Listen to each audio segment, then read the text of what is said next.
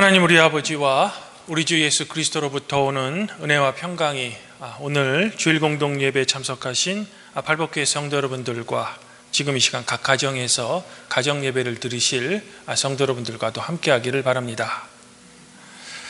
성도 여러분, 지난주 토요일에 저는 좀 아는 지인의 초청을 받아서 정말 오랜만에 어떤 음악회에 좀 다녀왔습니다.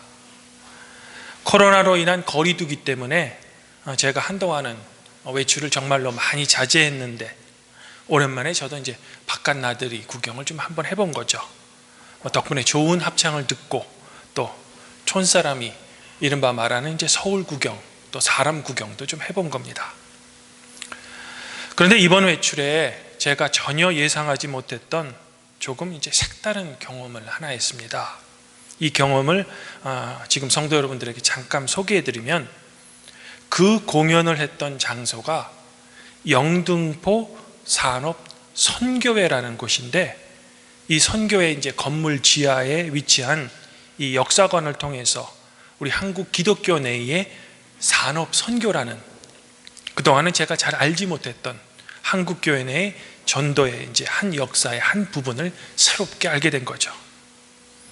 이 영등포 산업선교회 역사관에 전시되어 있는 역사 자료를 제가 보니까 1957년 대한예수교 장로회 총회에서 설립된 예장 산업전도위원회라는 기구로부터 이른바 말하는 한국의 산업전도라는 것이 시작되었다고 합니다. 그리고 이 산업전도를 통해서 우리나라의 노동인권 그리고 민주화에 한국교회가 이제 큰 역할을 했다는 거죠.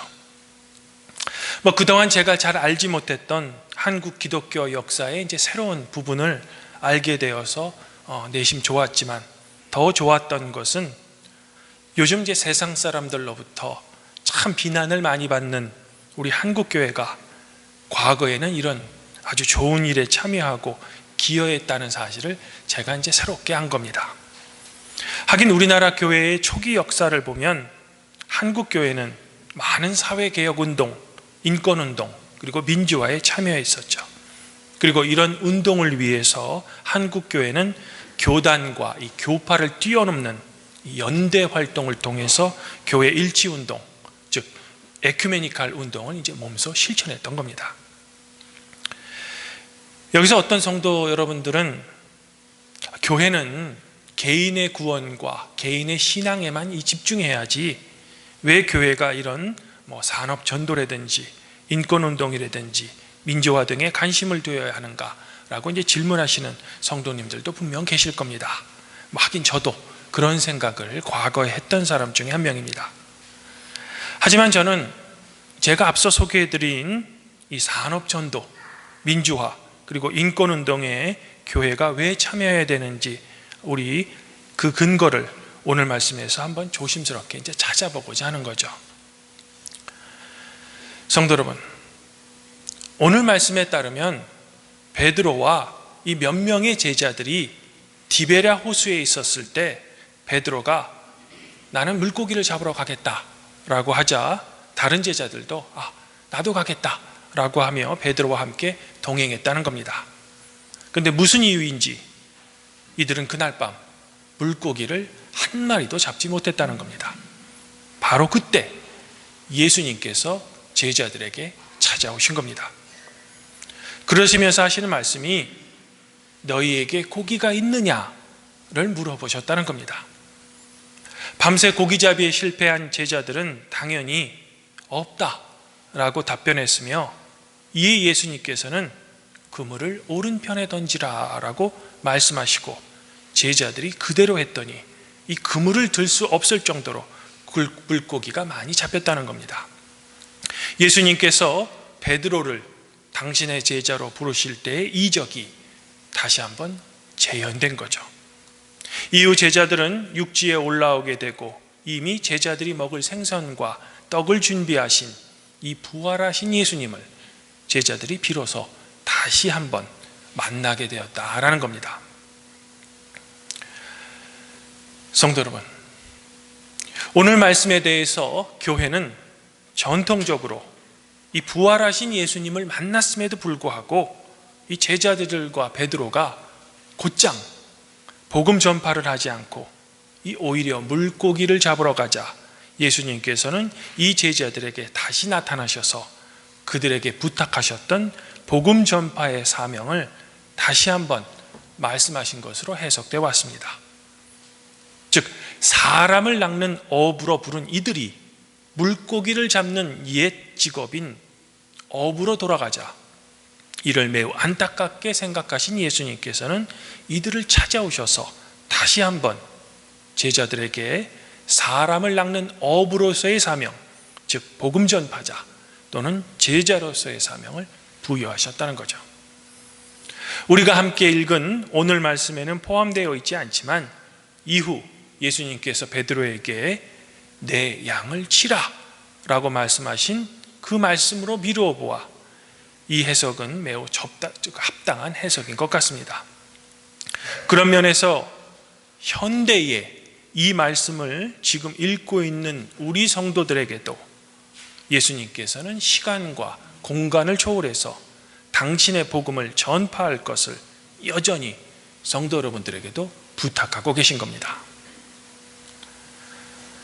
하지만 하나님의 말씀의 종으로 온전히 소명을 받은 저 같은 목회자와는 달리 일반 성도 모두 자신의 직업을 버린 채 저 같은 목회자는 될 수 없습니다. 아마 우리의 주님이신 예수님께서도 그것은 바라지 않으실 겁니다. 구두를 만드는 사람은 구두 만드는 일에 충실했을 때 그 일 자체가 하나님께 영광을 돌리는 것이다 라고 말했던 루터의 직업 소명론처럼 성도 여러분들은 여러분들의 삶의 자리에서 최선을 다할 때 그것이 곧 하나님께 영광을 돌리는 일이 될 겁니다. 이런 의미에서 저는 오늘 베드로가 나는 물고기를 잡으러 가겠다라고 말한 그 의미가 온전하게 복음 전파자의 사명을 내버려 두고 그냥 자신의 옛 직업인 어부로 돌아갔다고 생각하지 않습니다. 제가 그렇게 생각하는 이유는 세상에 남아있어야 하는 제자들은 어떤 방식으로든 세상과 관련된 일을 하면서 살 수밖에 없기 때문이죠. 즉 우리는 코람데오로 표현되는 하나님 앞에서뿐만 아니라 코람문도, 즉 세상 앞에서의 우리의 현실의 삶의 문제도 우리는 한 명의 그리스도인으로서 신중하게 고민할 수밖에 없다는 겁니다. 다른 말로 하면 우리는 수도원 속의 수도자들처럼 세상과 동떨어져 살 수 없다는 겁니다. 치열한 나의 삶의 현장, 다른 말로 이야기하면 우리의 생계를 유지해주는 노동의 현장에서도 그리스도인으로서 어떻게 살아가야 하는지 우리는 반드시 고민해야 한다는 겁니다. 그러면 우리는 도대체 어떤 자세로 우리의 삶의 현장을 살아가야만 하는 걸까? 또한 그 삶의 현장 가운데 오늘 제자들이 물고기 한 마리도 못 잡았던 것처럼 나 혼자서는 해결할 수 없는 거대한 문제를 만나게 되면 우리는 어디서부터 그 해결책을 과연 찾아야만 하는 걸까라는 겁니다. 성도 여러분, 저는 지금 제가 앞서 서두에서 소개해드린 그 연주회에서 불렸던 노래의 가사 하나를 성도 여러분들에게 소개해드리고 싶습니다. 이혜인 수녀님이 작사한 사랑한다는 말은 이라는 제목의 노래인데 가사는 이렇습니다. 사랑한다는 말은 가시덤불 속에 핀 하얀 찔레꽃, 사랑한다는 말은 한 자락 바람에도 문득 흔들리는 나뭇가지, 사랑한다는 말은 무수한 별들을 한꺼번에 쏟아내는 거대한 밤하늘이다. 어둠 속에서도 환히 빛나고 절망 속에서도 키가 크는 한마디의 말, 그 얼마나 놀랍고도 황홀한 고백인가. 우리가 서로 사랑한다는 말은. 이혜인 수녀님의 이 가사처럼 우리가 서로 사랑한다는 말은 인류 역사상 가장 놀랍고 가장 황홀한 고백입니다. 이 사랑 때문에 하나님께서는 독생자 예수 그리스도를 이 땅에 보내셨고, 이 사랑 때문에 예수님께서는 우리를 위해 십자가에 달려 돌아가신 겁니다. 그리고 이 사랑 때문에 예수님께서는 부활하신 후에 제자들의 삶의 터전인, 즉 그들의 일터인 디베랴 호수까지 찾아오신 것이죠. 그러시면서 하시는 말씀이, 얘들아 너희에게 고기가 있느냐라고 물어보신 겁니다. 즉 너희에게 오늘 일용할 양식이 있느냐라고 물어보신 겁니다. 부활하신 예수님께서는 과거 제자들의 삶의 터전에서 찾아오셔서 그들을 선택하시고 당신의 제자로 부르셨던 것처럼 이번에도 예수님께서는 부활하신 후에 제자들의 삶의 현장에 찾아오신 겁니다. 그리고 이런 예수님께서는 현재에는 성도 여러분들의 삶의 자리에도 여전히 찾아오셔서 여러분들을 사랑하는 마음으로 이렇게 물어보고 계신 겁니다. 너희에게 고기가 있느냐? 즉 너희에게 오늘 너와 내 가족이 먹을 일용할 양식이 있느냐를 물어보시는 겁니다. 바로 예수님께서는 이 세상의 지도자들처럼 저 하늘 높이 동떨어진 채 그저 고상하게 앉으셔서 이 세상을 통치하는 것이 아니라 성도 여러분들의 삶의 터전까지 직접 찾아오셔서 여러분들이 고민하는 그 삶의 문제를 함께 고민하시고, 제자들이 고기잡이에 실패할 때 그물을 오른편에 던지라 라고 말씀하신 것처럼 여러분들이 지금 고민하는 그 삶의 문제들에 대한 답을 당신의 지혜로 여러분들에게 제공해 주고 계시는 겁니다.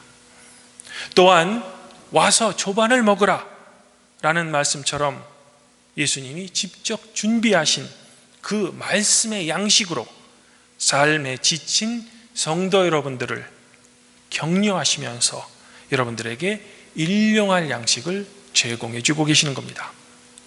바로 이 양식을 먹고 험난한 이 세상의 삶을 온전한 그리스도인으로의 삶으로 살아가도록 말입니다.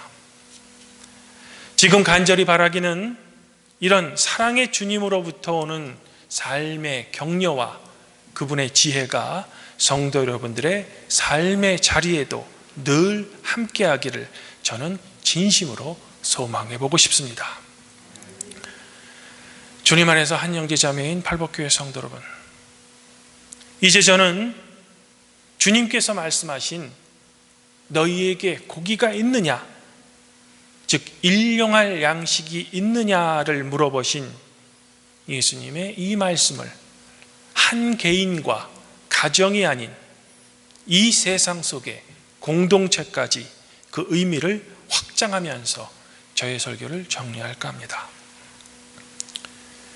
주님께서 가르쳐 주신 기도인 주기도문의 일용할 양식에 대한 간구는 결코 나와 내 가족만이 먹을 양식만을 위한 간구를 의미하지 않습니다.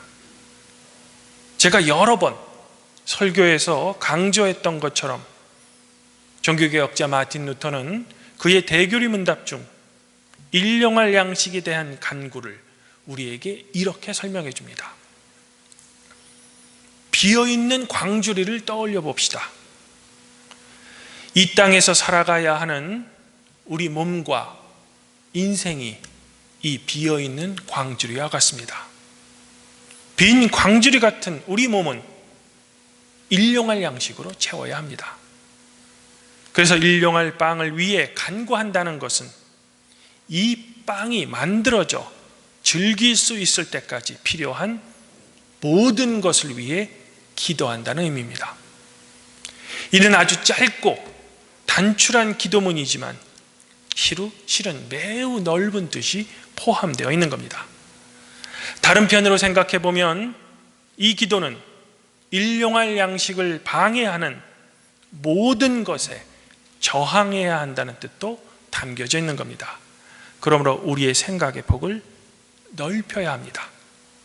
그저 빵 굽는 화덕이나 밀가루 반죽만 생각하지 말고 매일 먹을 빵과 모든 생필품을 생산하고 공급하는 넓은 전력도 함께 포함시켜야 하는 겁니다. 간단히 말해 이 간구는 이 땅에서 생존하기 위한 필요한 모든 것을 포함하는 간구인 겁니다. 사랑하는 팔복교회 성도 여러분, 오늘은 특별히 제132주년 노동절입니다. 우리나라는 근로자의 날이라고 하지만 전 세계적으로는 노동절이라고 하죠. 지금이야 하루 8시간 일하는 것이 당연한 것으로 생각되지만 과거에는 그렇지 못한 적이 있었습니다. 이 당연해 보이는 8시간 노동을 보장받기 위해 1886년 5월 1일 미국 시카고에서 8만 명의 노동자들과 그 가족들이 파업을 한 것이 원래 노동절의 시초입니다. 사회 특권층이 아닌 이 땅의 모든 노동자들의 기본 권리를 위해 항거했던 노동절이 바로 오늘 주일인 우리는 루터의 말처럼 일용할 양식을 방해하는 모든 것에 함께 연대해서 저항해야 할 겁니다. 그것이 바로 프로테스탄트의 정신, 즉 진리가 아니라면 모든 것에 저항했던 우리 개신교도의 전통이며 정신일 겁니다. 그리고 이 정신으로 몸이 불편한 장애인들의 권리에도 우리 그리스도인들은 반드시 함께 동참해야 할 겁니다.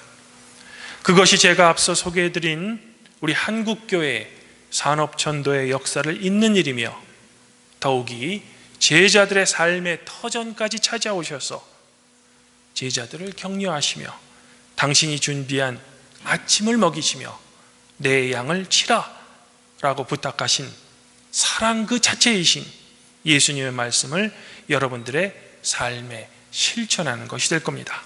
더불어 이러한 삶의 실천은 이혜인 수녀님이 노래한 우리가 서로 사랑한다는 말에 진정한 의미가 될 것입니다. 그러므로 아무쪼록 저희 팔복교회 성도 여러분들은 여러분들의 삶의 현장에서 여러분과 여러분들의 가족뿐만 아니라 우리 모두를 위한 일용할 양식을 위해 기도하시고 노력하시는 성도 여러분들이 되기를 저는 소망해 봅니다.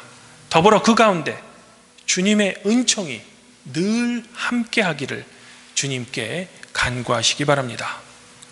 바라기는 우리가 서로 사랑하는 삶을 진정으로 살아가시는 저희 팔복교회 성도 여러분들에게 하나님으로부터 오는 큰 격려와 은총이 성도 여러분들 자신과 여러분들의 가정 위에 항상 충만하시기를 성부와 성령과 함께 영원히 살아계셔서 우리를 다스리시는 우리 주 예수 그리스도 이름으로 간절히 축원드립니다. 그리하면 모든 지각에 뛰어나신 하나님의 평강이 그리스도 예수 안에서 성도 여러분들의 마음과 생각을 지키시리라.